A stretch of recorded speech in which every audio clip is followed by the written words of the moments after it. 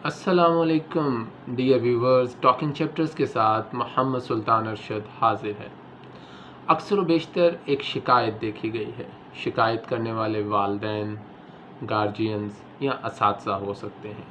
शिकायत क्या है कि जी हमारा बच्चा बहुत ज़िद करता है, हमारा बच्चा बहुत चिड़चिड़ा हो चुका है। इस ज़िद्दीपन का कोई इलाज है? हमें इलाज की तरफ जाने से पहले इस ज़िद्दीपन की वजूहात को देखना पड़ेगा। अगर हम इस ज़िद्दीपन की वजूहात को ही ख़त्म कर दें तो अल्टीमेटली ये उस बच्चे के ज़िद्दी होने का इलाज होगा, या आइंदा आने वाली नस्लों के ज़िद्दी होने का किसी हद तक ये इलाज होगा।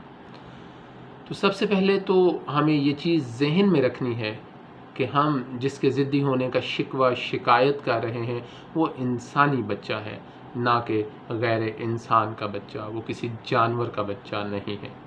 जानवरों के मुतल्लिक आप जानते हैं, अगर नहीं जानते तो जान लें कि जानवर दुनिया में फिक्स्ड इंस्टिंक्ट के साथ आते हैं। उनकी जबिल्लत मुस्तकिल होती है। उन्होंने जब पैदा होना होता है तो पैदा होने के बाद वो अपने वालिदैन को फॉलो करते हैं, वो डकलिंग करते हैं। जिस तरह उनके वालिदैन ज़िंदगी गुजारते हैं बिल्कुल उसी तरह उन्होंने भी उसी फिक्स्ड पैटर्न पे, सेट नॉर्म्स पे अपनी ज़िंदगी गुजारनी है। उनके यहाँ किसी किस्म की इलास्टिसिटी मौजूद नहीं है, किसी किस्म की लचक का एलिमेंट मौजूद नहीं है। जबकि दूसरी तरफ अगर हम इंसानी बच्चे को देखें, इंसानी मुआशरे में, तो इंसान के यहाँ पैदा होने वाला एक नौमौलूद बच्चा पहले 7-8 साल तक फ्लेक्सिबल होता है। वो बिल्कुल रिजिड नहीं है। आप उसको चाहें तो जिस तरह मर्ज़ी मोल्ड कर लें, आप चाहें तो उसकी पर्सनैलिटी को जैसे मर्ज़ी मॉडिफाई कर लें। अब मसला यहीं से शुरू होता है जब वो बच्चा क्रॉलिंग करना शुरू करता है और उसके अंदर ख्वाहिश का एक एलिमेंट पैदा होता है, उसके अंदर डिमांड का एलिमेंट पैदा होता है। तो उसके माँ बाप, उसके दादा दादी, नाना नानी, जो भी उसके इर्द गिर्द रहने वाले लोग होते हैं, उनकी कोशिश होती है कि उस बच्चे की डिमांड और ख्वाहिश को सरे दस्त मुकम्मल कर दिया जाए। उसने जो मांगा, उसने जो डिमांड की, उसको ले दिया जाए। तो क्या कहा जाता है, अच्छा ले लो। लेकिन जैसे दिन, रात और महीने गुज़रते हैं तो वालिदैन में तब्दीली देखी जाती है। इर्द गिर्द जो रिश्तेदार हैं उनके रवैयों में तब्दीली देखी जाती है, और ये तब्दीली बच्चे के ज़िद्दीपन की वजह होती है। और वो तब्दीली क्या होती है? अच्छा, ले देते हैं। वो वालिदैन, वो रिश्तेदार जो कुछ अर्सा पहले बच्चे की डिमांड पर, उसकी ख्वाहिश पे कहते थे कि ले लो, अब वो कहते हैं ले देते हैं। इसी अमल में मज़ीद कुछ महीने गुज़रते हैं, चंद साल गुज़रते हैं, और अब वालिदैन का रवैया बिल्कुल रिजिड हो जाता है और उनके मुंह पे, उनकी ज़ुबान पे ये फ़िक्र आता है, ले देंगे जब हमें ज़रूरत महसूस होगी तुम्हारे लिए। तो अगर आप गौर करें तो वालिदैन और उस बच्चे के इर्द गिर्द मौजूद रिश्तेदार बहुत हद तक ज़िम्मेदार हैं उस बच्चे के ज़िद्दी होने का, उस बच्चे के अंदर चिड़चिड़ापन पैदा करने का।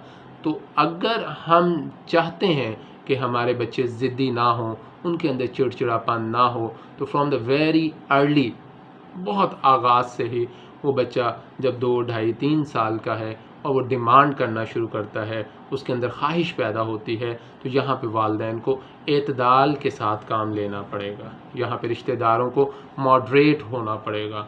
उन्हें यहाँ पे चेक करना पड़ेगा कि ये जो बच्चे की ख्वाहिश है, ये जो बच्चे की डिमांड है, आया ये उसकी ज़रूरत है, उसकी आसाइश है, या कुछ और। अगर तो ज़रूरत है, जी ज़रूरत, तो उसे कोशिश करें आप जल्द अज जल्द पूरा करें। लेकिन उसे ये एहसास ना होने दें कि जो आप कहेंगे, जो आपकी डिमांड होगी, वो ऑन द स्पॉट पूरी हो जाएगी। लेकिन क्योंकि ज़रूरत है तो उसे पूरा करें, उसको फौरी तौर पे चंद घंटों में, चंद दिनों में पूरा करें। लेकिन अगर वो ज़रूरत नहीं है तो उसे समझाएं कि ये चीज़ अभी आपके काम की नहीं है, अभी आपको इसकी ज़रूरत नहीं है। तो ये पहली बात है, ये पहला असूल है। अगर वालिदैन या बच्चों के गार्जियंस इस चीज़ को अपनी पर्सनैलिटी में ले आएँ कि बच्चे की ज़रूरत पूरी करनी है, उसकी ख्वाहिश और बेजा ख्वाहिश तो बिल्कुल पूरी नहीं करनी। तो आप देखेंगे कि आपका जो बच्चा है वो वक्त गुज़रने के साथ साथ जब फ्लेक्सिबल एज से रिजिड एज की तरफ जाएगा तो उसके अंदर ज़िद का एलिमेंट कम होगा, उसके अंदर चिड़चिड़ेपन का एलिमेंट कम होगा। उसके अलावा हमें अपने घरों में कुछ SOPs डिज़ाइन करने होंगे और उन SOPs पर बच्चे से पहले बड़ों को अमल करना पड़ेगा। हमें बच्चे को सिखाने के लिए खुद अमल की भट्टी से गुज़रना पड़ेगा। होता क्या है कि हम बच्चों को तो बहुत कुछ सिखा रहे होते हैं जी, जैसे एक मिसाल देता हूँ कि from the very early life जो बच्चे का आगाज़ होता है, जब बच्चा बात समझने वाला होता है तो उसको अक्सर माएँ, अक्सर दादा दादी, बाप समझाते हैं कि जी झूठ बोलेंगे तो आपकी ज़ुबान काली हो जाएगी झूठ बोलेंगे तो सबसे बरतर जो हस्ती है अल्लाह, वो नाराज़ होगा। तो ये हमने आगाज़ किया बच्चे की तालीम और तरबियत का और उसे समझाया कि जी मिसाल के तौर पे कि झूठ बोलने के बहुत से नुकसानात हैं। अब हुआ यूँ कि 2, 4, 6 दिन बाद बच्चे के जहन में वो बात मौजूद है। दरवाज़े पे नॉक हुई और अब्बा जी को पता था कि फ़लाँ बंदा जो है वो दरवाज़े पर आया है। अब जब वो फ़लाँ बंदा दरवाज़े पे आया है, अब्बा जी उससे मिलना नहीं चाहते, तो अब्बा जी अंदर से ही बच्चे के कान में कह देंगे कि बेटे फ़लाँ अंकल आए हैं, उनको जाके कह देना कि अब्बा जी घर में नहीं है।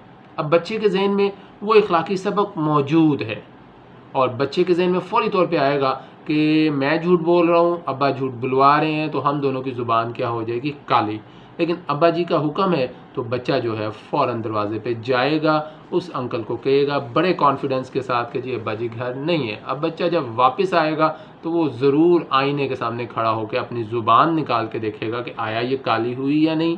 साथ ही साथ वो कोशिश करेगा कि अब्बा जी की ज़ुबान भी चेक करे कि वो काली हुई या नहीं। लेकिन क्योंकि दोनों की ज़ुबान बज़ाहिर काली नहीं हुई तो बच्चा जान जाएगा कि जो मुझे सिखाया जा रहा था उस पे ना तो मेरे अब्बा जी ने अमल किया और ना ही मुझे अमल करवाया, और इसका कोई ऐसा अपरेंटली कोई नुकसान भी नहीं हुआ। तो हमने बच्चे की तालीम और तरबियत ख़ुद से ख़राब कर दी। तो बात यही थी कि जो असूल हम घर में बनाएं, उन असूलों को बच्चे के ऊपर लागू नहीं करना, बच्चे के ऊपर एनफोर्स नहीं करना, बल्कि ख़ुद प्रैक्टिकली उन असूलों से गुज़रना है।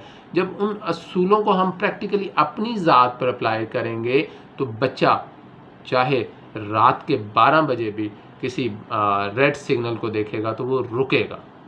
लेकिन क्योंकि हमने ख़ुद अपनी ज़ात पे अप्लाई नहीं किया तो अल्टीमेटली बच्चा जो है उन चीज़ों को अपनी ज़ात का हिस्सा नहीं बनाएगा। अब यहाँ पे फिर हम क्या करेंगे, हम करेंगे सख्ती, हम करेंगे डंडे का इस्तेमाल, हम बच्चे को बुरा भला कहेंगे। इन सब मामलात के बाद बच्चा लाजमी चिड़चिड़ा होगा, लाजमी जनरेशन गैप क्रिएट होगा और बच्चा जो है अपनी बात मनवाने के लिए ज़िद करेगा। तो आज जिस चीज़ को हमने जहन में रखना है वो ये है कि बच्चों की बेजा डिमांड्स को पूरा ना किया जाए। ऑन द स्पॉट कर सकते हैं तो करें, लेकिन कोशिश करें कि वो डिमांड जो है उसकी ज़रूरत हो, उस चीज़ की उसे ज़रूरत हो। अगर तो वो आसाइश की तरफ है या कोई एक्सेसरी है, एक्स्ट्रा है जिसके बगैर टाइम गुजर सकता है, तो आप बिल्कुल उसकी उस डिमांड को पूरा ना करें। नंबर 2, अगर आप चाहते हैं कि आपका बच्चा ज़िद्दी ना हो, आपका बच्चा चिड़चिड़ा ना हो, आपका बच्चा फर्माबरदार हो, तो आपको ख़ुद अपने साथ रहने वालों के साथ जब आप उनके साथ ज़िंदगी गुजारें तो आपको सेट स्टैंडर्ड्स के मुताबिक ज़िंदगी गुजारनी है। जब आप सेट स्टैंडर्ड्स के मुताबिक ज़िंदगी गुजारेंगे तो अल्टीमेटली वो बच्चा आपको इमिटेट कर रहा है, और जब वही बच्चा 8, 9, 10 साल की उम्र को क्रॉस करेगा तो उसे पता होगा कि हमारे घर में सेट SOPs हैं, मेरी ज़िंदगी में कुछ SOPs हैं, मैंने उनको फॉलो करना है। तो कतन आपको वो बच्चा ज़िद्दी नहीं मिलेगा, उसके अंदर चिड़चिड़ापन नहीं मिलेगा और वो आपको डिसओबे नहीं करेगा। इसी नोट पे आज की बात को ख़त्म करते हैं और उम्मीद करते हैं कि अल्लाह पाक हम लोगों को जो औलाद अता करे वो फर्माबरदार हो, लेकिन वो फर्माबरदार कैसे होगी? जब हम अपने लिए कुछ असूल मुतय्यन करेंगे तब ही वो फर्माबरदार होगी। अपना बहुत सा ख्याल रखिएगा। दोबारा जल्द आप लोगों से मुलाकात होगी। अल्लाह हाफिज़।